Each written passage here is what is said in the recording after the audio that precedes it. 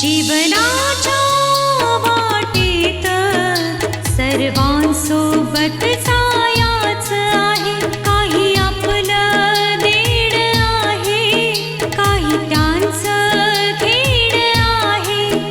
जे मिळालं सुख त्याचं काय, जे हसू हरवलं त्याचं काय. क्षण क्षण थांबून नियती घेते जीवनाची परीक्षा. परीक्षा ही परीक्षा. परीक्षा खरी परीक्षा. अहो ते तर उद्या सकाळीच येणार आहेत आणि ना अगदी जवळचा मुहूर्त काढणार आहेत ते. जी गोष्ट अर्धवट राहिली होती आता समजा ती नक्कीच पूर्ण होईल. पाहिलेत का, बँकेच्या लॉकर मधून मी दागिने घेऊन आले. याच्या ताईंचे दागिनेत, माझे दागिनेत, सुनेचेत. या कुंकवाने केलाय. तुम्हीच सांगा, हे कुंकू लावायचा अधिकार आहे मला? आंटी, ना मी याला सोडू शकते आणि नाही मी याला माझ्या कपाळावर लावू शकते. अहो गुप्ताजी, कोणी कितीही प्रयत्न करो पण मी भारतीला या घराची सून नाही होऊ देणार. सुनबाई, लॉकर मधून दागिने तर घेऊन आलीस, पण भारतीला दाखवलेस की नाही? नाही आई. मग जा, जाऊन घेऊन ये आणि भारतीला दाखव बरं.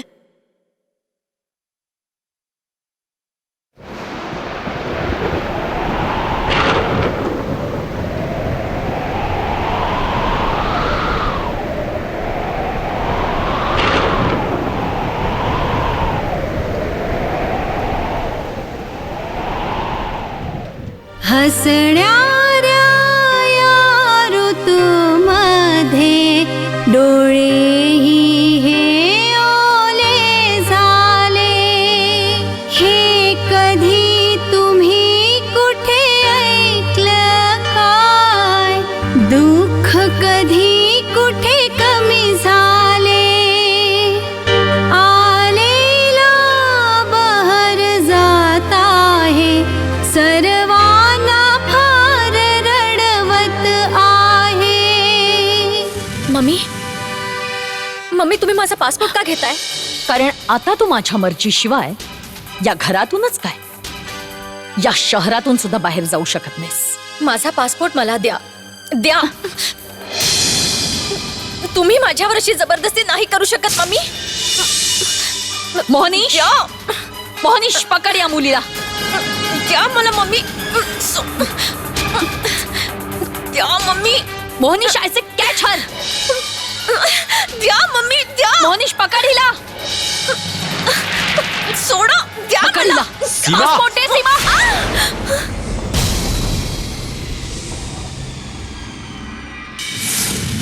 लिहितो आहे देव असा जीवनाची दशा. परीक्षा ही परीक्षा. परीक्षा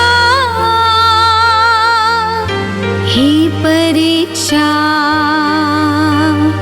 ही परीक्षा.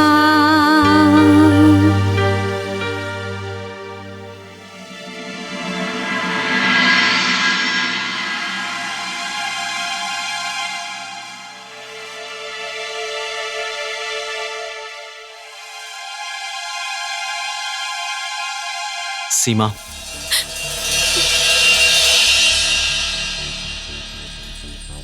परमेश्वर अशा दुःखांपासून वाचवण्यासाठी कोणाला ना कोणाला तरी आधार म्हणून पाठवून देतो. सीमा, तू इंडियाला जाणार, नक्कीच जाणार. मी तुला जे वचन दिलं होतं ते वचन पाळायला आलोय मी.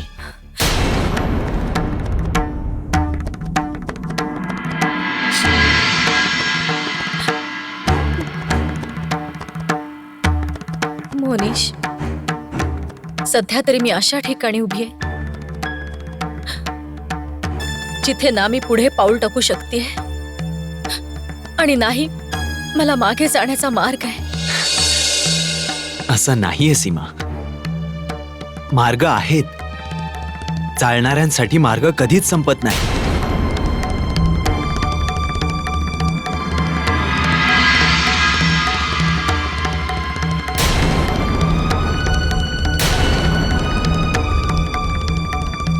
हो, मी मान्य करतो की कधी कधी आपले पाय चुकीच्या मार्गावर पडतात, पण त्यावेळेला आपण हा विचार करून हताश नाही व्हायला पाहिजे की आपला मार्ग हरवलाय. उलट आपल्याला हा मार्ग बदलायला पाहिजे. सीमा, तुझ्या बाबतीत मी हाच विचार करतोय. तुझं म्हणणं बरोबर आहे मोहनेश, पण हे सोपं नसतं बघ. माणूस एक वेळ जर आपला मार्ग भरकटला ना तर त्याला योग्य मार्ग सहजगत्या नाही मिळत. अंकल, अडचणी कितीही येऊत, पण जाणारे आपल्या ठिकाणी पोहोचतातच. बस तुमचा निर्णय ठाम पाहिजे. आता मलाच पहा ना, मी माझा निर्णय ठाम केला आणि माझं काम सोपं झालं. हे पहा, मी सीमाचा पासपोर्ट घेऊन आलोय. सीमाचा पासपोर्ट?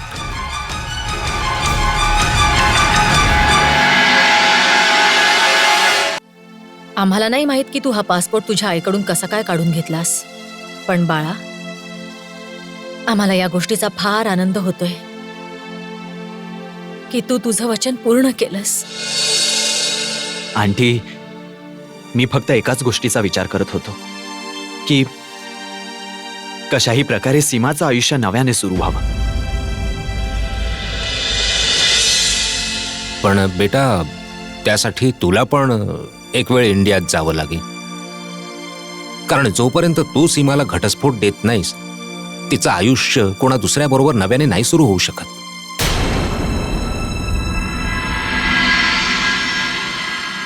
तुम्ही ठीक बोलताय अंकल. इनफॅक्ट मी या गोष्टीसाठी पूर्ण तयारी पण केली होती. मी सर्व जरुरी कागदपत्र बनवली होती, म्हणजे मी सीमाला घटस्फोट देऊन या कैदी जीवनातून कायमचं स्वतंत्र करेन.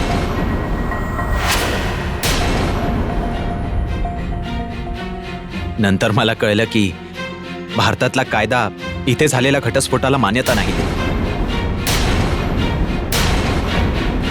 म्हणून मी विचार केलाय की सीमा इंडियात जाईल, त्यानंतर मी पण एकदा इंडियात जाईल.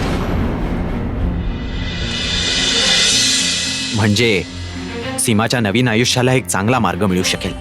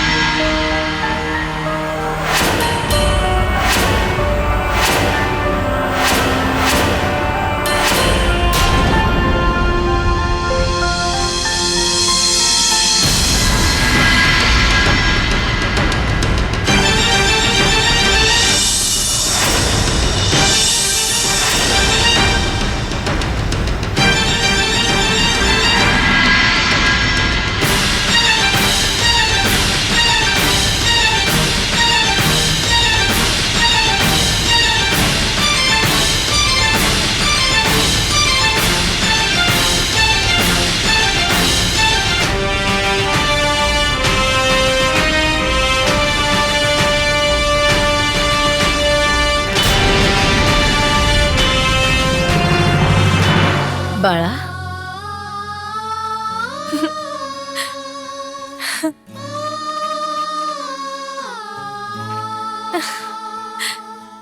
हे अश्रू पण किती विचित्र असतात.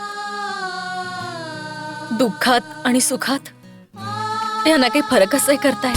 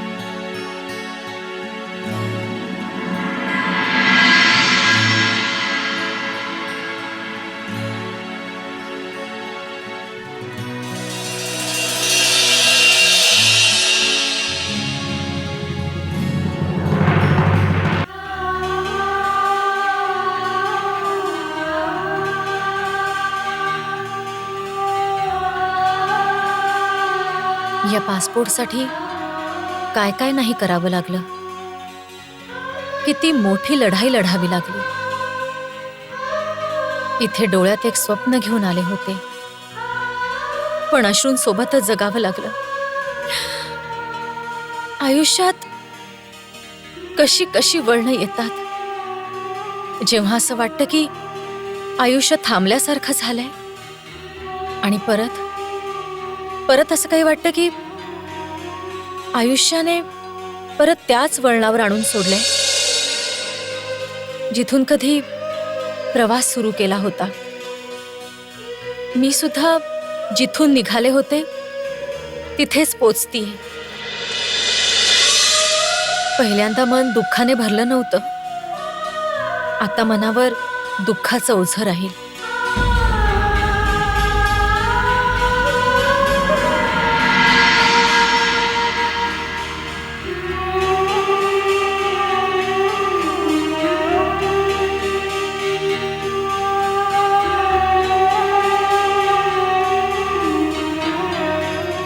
हॅलो सीमा. हॅलो मम्मी, कशी आहेस तू? अगं मी ठीक आहे, तू ठीक आहेस ना?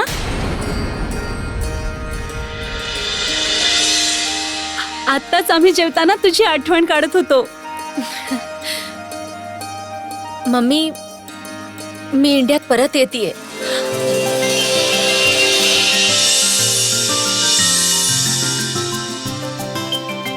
काय?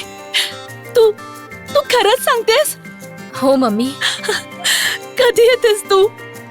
अगदी लवकरच. मोनिशने मला माझा पासपोर्ट आणून दिलाय. मम्मी, मी आता इंडियात येऊ शकते. मी लवकरच इंडियात परत येतेय, आणि बघच तू, लवकरच मी तुझ्या जवळ असेन. ठीक आहे, तू लवकर ये, आम्ही तुझी वाट पाहतोय. अच्छा मम्मी, भारती कुठे? तिला जरा फोन दे ना. अगं ती तिचं सामान आणायला गेलीये, सकाळपर्यंत परत येईल. जेव्हा ती परत येईल ना, तेव्हा तिला सांग की मी इंडियात परत येतेय. Bye mummy. ठीक आहे बेटा. ऐकलं तुम्ही? सीमा परत येते, अगदी लवकर. हे तर आनंदाची हो. बातमी आहे. उद्या भारती पण इथे येते आणि तिच्या पाठोपाठ सीमाही. दोघी एकत्र येते. भारती हे ऐकून फार खुश होईल.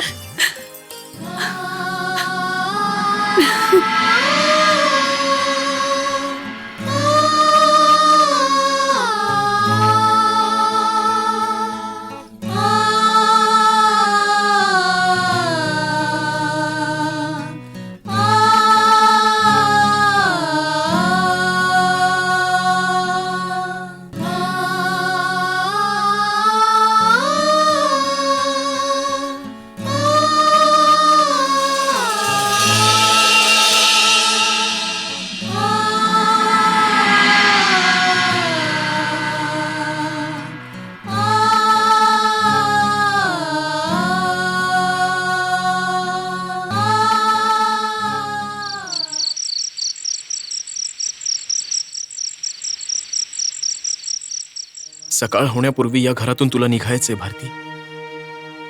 थोडा वेळ आराम कर. चल झोप आता. सकाळ होण्यापूर्वी निघायचंय मला. मला झोप कशी येईल सांग? हो, झोप तर मला पण येत नाहीये. विचार करतोय की आतापर्यंत तू माझ्या स्वप्नांसाठी एक ताकद म्हणून उभी राहिली आहेस. उद्या सर्व काही बदलेल ना? हो आदर्श. प्रत्येक माणसाला आपला मार्ग स्वतःलाच निवडावा लागतो. स्वतः. बस हाच विचार करून मी स्वतःला सावरतोय. उद्याचा दिवस माझ्यासाठी काय घेऊन येईल काय माहित, पण एवढं तर नक्की आहे की तुझ्याशिवाय हे घर, या भिंती मला खायला उठतील. आणि फक्त माझीच नाही, तर या घरातील सर्वांच्या नजरा तुला शोधत राहतील, पण तू कुणालाच दिसणार नाहीस.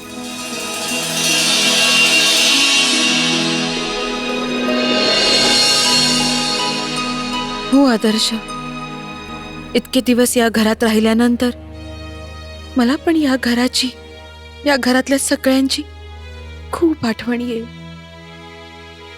त्यांना विसरणं सोपं नाहीये, पण विसरायला तर लागेल. हा माझा नाईलाज आहे. अच्छा, मला हे सांग की मी गेल्यानंतर त्यांना तू काय सांगणार आहेस? काय निमित्त सांगणार आहेस? मला नाही माहित की कोणते प्रश्न उठतील, आणि मला हेही नाही माहित की मी त्यांच्या प्रश्नांची उत्तरं कशी देणार आहे भारती.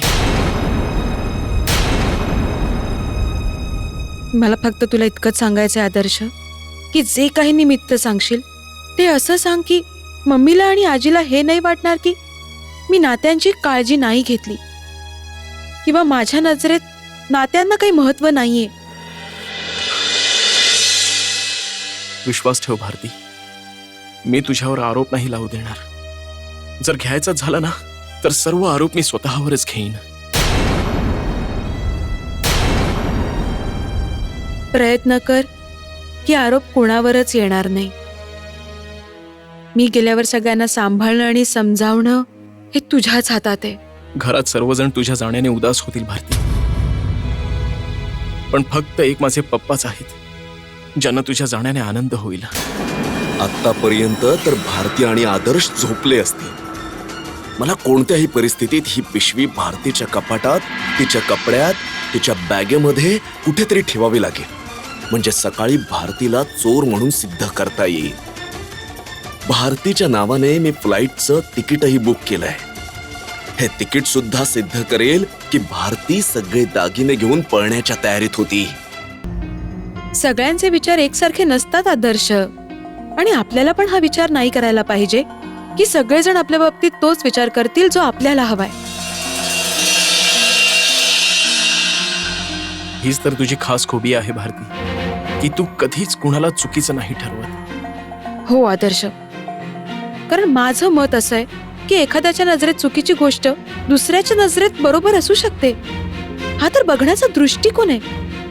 आज तुला असं वाटतंय की पप्पा चुकीचे आहेत, पण दुसऱ्या नजरेने पाहिलं तर चुकीचे आपण आहोत, पप्पा नाहीत.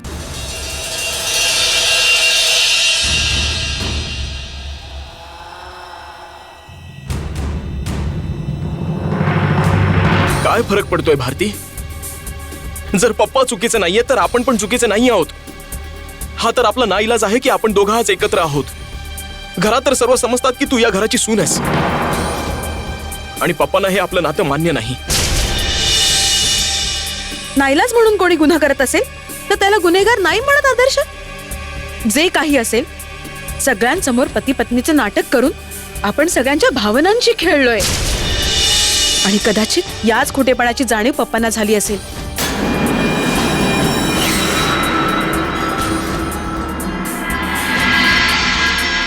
हो भारती, मला पण या गोष्टीची जाणीव तर आहेच, आणि आता याच गोष्टीचं प्रायश्चित्त पण मला करावंच लागेल. आदर्श, मला थोडं बेचैन वाटतंय आता. मला पण. कदाचित बाहेर जाऊन लॉन मध्ये बेटर फील होईल. चल ना, बाहेर जाऊया. चल.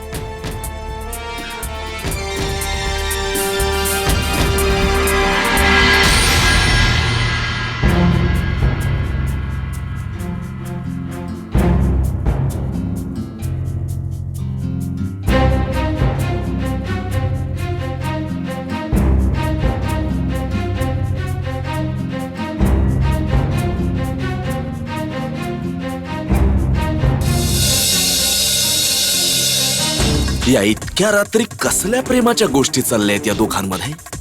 मी तर माझ्या एका उद्दिष्टासाठी रात्र खराब करतोय, पण हे दोघं अजून कशासाठी जागे? ती तिच्या अंकल आंटीच्या घरून परत आली आहे ना, तिथल्या सगळ्या गोष्टी सांगत बसली असणार. ढोकळा खाल्ला, जिलेबी खाल्ली, हे गरम खाल्लं, ते थंड प्यायले.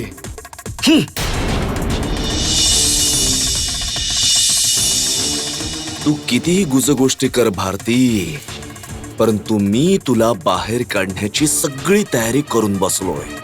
मला कोणत्याही परिस्थितीत ही पिशवी भारतीच्या कपाटात, तिच्या कपड्यात, तिच्या बॅगेत कुठेही ठेवावी लागेल. म्हणजे सकाळी भारतीला चोर म्हणून सिद्ध करता येईल.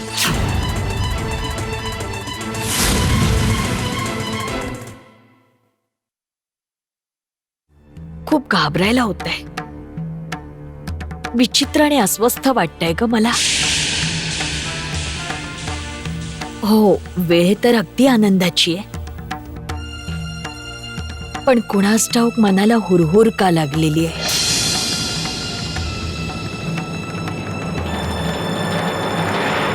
यासाठीच मी आज तुला बोलावून घेतलंय. तुम्ही त्रास नका करून घेऊ आई. तुम्ही झोपा. मी तुमचे पाय दाबते. अगं नाही सुनबाई, राहू दे. हे पहा आई, तुम्ही झोपण्याचा प्रयत्न करा. तुम्ही जेव्हा झोपाल ना तेव्हाच मी या रूम मधून बाहेर जाईन. अगं नाही सुनबाई, तुझा जग्या तुझी वाट बघत असेल. जा. आई तुम्ही झोपा. त्यांना बघू दे ना माझी वाट.